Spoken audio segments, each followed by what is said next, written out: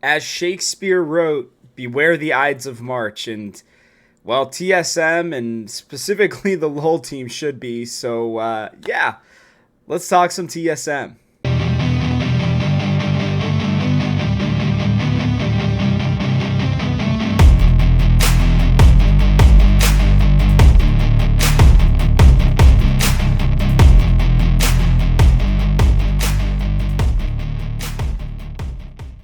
Hello, everybody. Welcome to a special episode of Talking TSM. And yeah, there's just a lot of things that happened in the last 24 hours or so, and there will still be an episode of Talking TSM coming out that will be going over the week of games. The two games that will be happening today and Friday. I'm recording this on Thursday, I've had to re-record a certain section of it because of the fact that, well, you guys will see here in just a second. But the first thing is that Dominic Kallas has unfortunately decided to leave TSM FTX. Now, listen, again, I'm not normally leaking on this show. I'm not really trying to leak much. I'm talking about what I have heard, what I've known sometimes. But what I've heard, just to keep people from panicking at TSM, is that Dominic wanted to move to the East Coast to be with his significant other. I don't know if it's a wife or a girlfriend. I'm pretty sure it's his wife, but I don't know. Regardless, they have a life, I guess, in New York. As he stated, he really did enjoy his time at TSM, but I think he decided to move out there, and it's really hard to kind of run a team, run an entire organization when you're not in the building all the time, when you are not, on West Coast time. Like, I can tell you personally, working with West Coast time, people can be a little tough at times. So there's a lot to, try to figure out while doing that. And for a job like Dominic's, it probably made it tough to damn near impossible for him to be able to live on the East Coast, start, have a life there and still be able to work with TSM. Now, I will say that is something that I had heard as well, and I wish him personally nothing but the best. I was somehow able to get his first interview after he joined TSM, and I will always be grateful for that. I think Dominic is an incredibly smart individual. Excuse me, and I think wherever he goes next, in life, I don't know that it's going to be in esports, if I'm being honest with you. I hope that he finds immense success, because I think he will. And that being said, I think he's going to go back to, the investment and wealth management world that he came from to come over to esports. And I don't blame him, guys. Like, esports are tough right now. It's a tough landscape to, I don't know, just in general, just to be in and be a part of. And so, this isn't to say that he couldn't handle it or anything like that, but it's just times are tough. And so, I think, he had an opportunity, I'm sure, that was presented to him, and he decided to take it, and I can't really blame him. So it'll be interesting to see who steps in as a new general manager, or just overall manager of TSM esports. And I'm very excited to hopefully get another chance to talk to whoever that is. If I do, you guys will see it on the on the TGH YouTube channel. So that was the first big news of the day. I will say this too: I am not panicking in terms of specifically the LCS team or the org with this.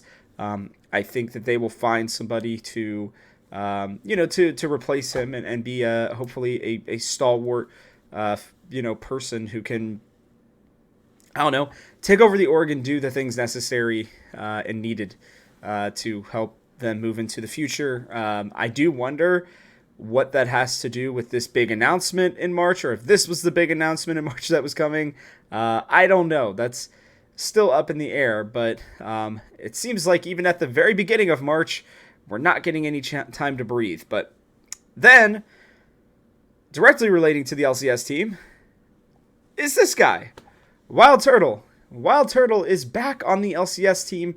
TSM report, the originally fan-made account that was brought into the TSM organization, reported, or I guess revealed, that WildTurtle had been practicing with the team and that he would be taking over the spot from Neo. And there's a lot to go over with this. A lot more than I probably have time to do, considering how we like to keep these episodes, a little bit more timely. But I believe that there's a couple big significant things. Like, we are officially, by the way, I'm pretty sure the oldest team in the LCS now. We have a nearly 30-year-old, a 28-year-old, and I believe our youngest player is now Chime. I want to say our youngest player is now Chime, because I believe Boogie is 24, Chime is 23-ish, maybe 24, and then Maple's 25, Solo 30, and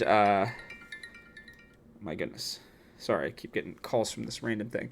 And then WildTurtle is 28, which I was actually surprised by. I thought he was going to be a little bit older. So, maybe there's still some stuff in the tank. When I looked around, watched a little bit of his play, I saw somebody talking about this in the Talking TSM Discord, which made me a little bit more aware of it. And I did see that, yeah, Draku, the support, is kind of running it down at times, but WildTurtle's still a little bit up to his antics. That being said, I want to dive into kind of what we've seen from the team, what we've seen from him first, and then I'm going to give you guys my thoughts on it. So let's get into this here. First off, TSM Challengers are kind of about where our team is right now, where the main team is. They're not terrible, they're not great, they're kind of just maybe barely hanging on would be the word I would say. The good thing is at least they're better than some amateur teams, especially the ones that are owned by the other big ones, Team Liquid First, FlyFam, and CLG Faith. So I guess that's good. EG Challengers is kind of the only one that's worse than us right now. And to be honest with you, that's because all their young talent has been called up to their main team. So I'm sure they're kind of restocking and figuring out what they want to do there. But in case if you forgot, I guess I'll run through this too. It's been Hanser, Svenskeren, Doxa, WildTurtle, and Draku. Okay. We all know Hanser, Svenskeren, and WildTurtle.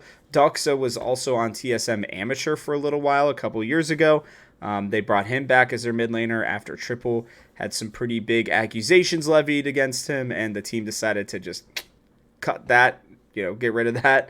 And from what I've been seeing and what I've been hearing, Hanser's been kind of the best player, but Solo's been a pretty integral part of our team, so it would make it really hard for him to be replaced. So, yeah, continuing on here. I was just looking at a couple different, things statistically, mostly deaths, because we've actually been one of the highest death teams in challengers. I guess it just shows a lot of, aggression might be the way to put it. But WildTurtle is like the highest AD carry in terms of deaths, but he's getting a ton of kills. He's getting a decent amount of assists, and most importantly, he is dishing out a pretty healthy amount of damage, which, considering how unfortunate his laning phases have gone from what I've been seeing, even though the statistics may not entirely back that up because Draku's played a little bit less games than the rest of the team. Most of this team has been better in the early game, and I think that's where TSM really need to improve their game, and WildTurtle, I think, probably brings that. So, just looking at this, in general, like his 618 damage per minute compared to Neo's 560. Now, it may not seem like a lot, but it is a big deal. If we have two players pulling out 600 plus damage per minute, then we should be in a much better position. Let's real quickly compare that to FlyQuest. As you can see, look at both of their carries, 635 and 738, right? Damage per minute is not the most important statistic in the LCS, but it is a good indicator as to whether or not, people are dishing it out. When we look at the AD carry position, right? Neo is bottom 3 right now, and that includes Luger playing a freaking Seraphine game and some other random stuff. And then you got Spawn, who just unfortunately was a little bit outclassed by the rest of the league. So, you can see where some of the top options are up here in terms of DPM, and where we would like for Neo to have been is a little bit better than that. Just getting what WildTurtle has been doing would get him up to right around where Jan is, which would put him, if you took out Tomo, that'd put him near top 5 in terms of damage per minute. Now, things are obviously going to be a little different. He hasn't been on the LCS stage in a little while. I believe it's been 2 years to be exact, but he's going to dish out more damage is the hope. Now, here's what he's been playing over the last couple of games, really since the start of the season. And a lot of Xayah games. He looks very comfortable on that. I wouldn't even be surprised if he got it banned against him, although I know she's not like a major ban.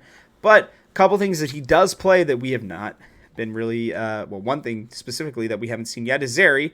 I don't know if her nerfs are big enough for him not to play her, but I think the ability for the team to have arguably the most broken character, or at least AD carry in the game, is going to be nice. I don't really care about his win percentage on it. I really don't care about his KDA on her. I think with Chime as his support, he's going to be I think he's going to be enabled a lot more. And I believe that, the fact that he can play the Zeri, the Varus, the Xayah, the Lucian, right? When we go and we look at his all-time games, guys, he's been around forever. He knows how to play these champions, right? Like, oh, we're going to play Lucian Nami? Cool.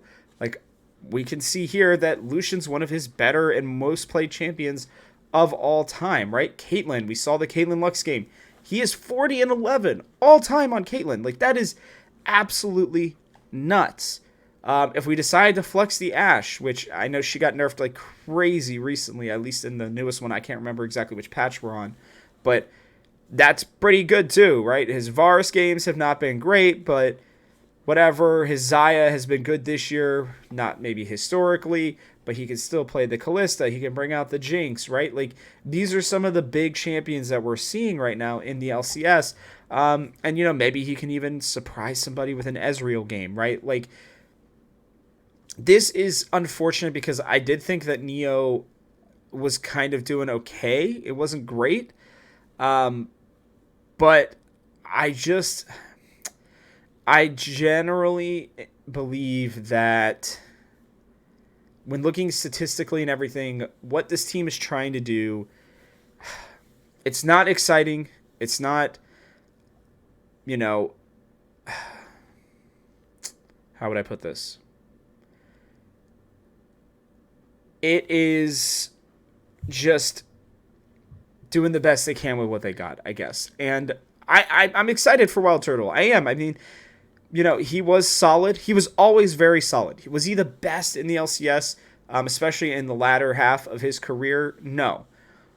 But was he generally, pretty good? Yeah, he was pretty good. And right now, maybe that's all they need. Like, this team is genuinely, doing the better sum of their parts thing. And what CLG did last year specifically is they waited a whole split to replace one of their biggest problem pieces. And a lot of us have talked about it. We've believed that Neo was generally one of the biggest problems. He wasn't getting out enough damage. He wasn't putting himself in a position to, really, I think, carry games when given the opportunity to.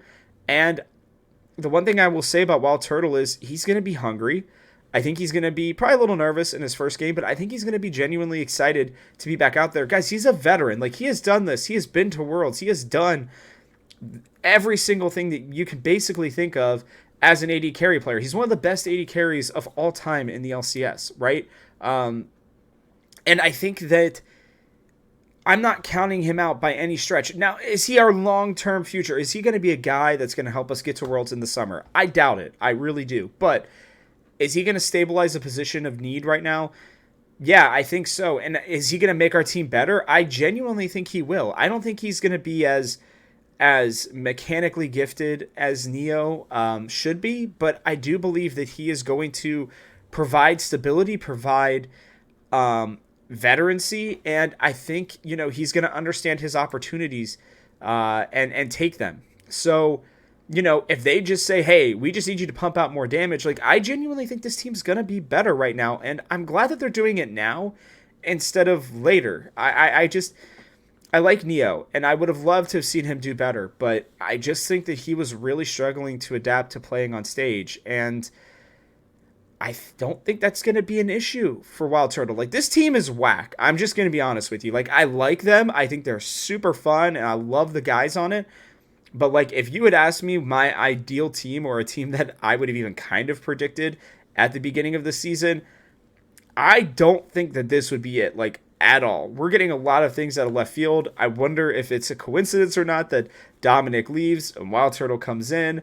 Maybe Dominic was really pushing for Neo. Apparently, like, a recent article came out, I believe it was by my guy Nick Geraci, who was out here saying that, like, yeah, man, like, who was it? What did they say? It was something like to the effect of, they reached out to Neo like the second basically that he put out that he was, available, and he just, like, I don't know. I guess they just went right at him, and they wanted to get him so badly, and then yet, he only made it through 9 games of the year, or 11 games, excuse me, the split. So, I hope that he crushes it down there. I really do, and I hope he gets another opportunity either with us or with another team, because I do think he's a great guy, and I think he's got a lot of potential that is just unfortunately being missed. But I do think that WildTurtle is going to be better. I mean, I think he knows certain situations a little bit better, and I think that, yeah, he might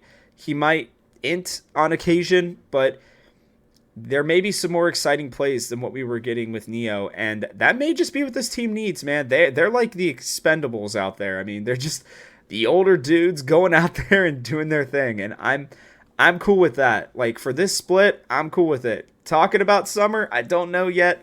We will have to see how far this team goes and what they're able to show, but good for WildTurtle. I am genuinely glad that you are back, man. I always loved watching you, and to get to see you in a TSM uniform on stage again, I think is absolutely fantastic. And if nothing else, maybe it'll even help LCS viewership just a little bit for TSM fans to hear that WildTurtle is back. But I don't know, guys. This was there's so many thoughts running through my head. I really want to know what you think. So please like, subscribe. Let me know in the comment section below what you're thinking about. Remember to check out all the other great videos that are going on at TGH. And with that, I'll catch you guys on the next one.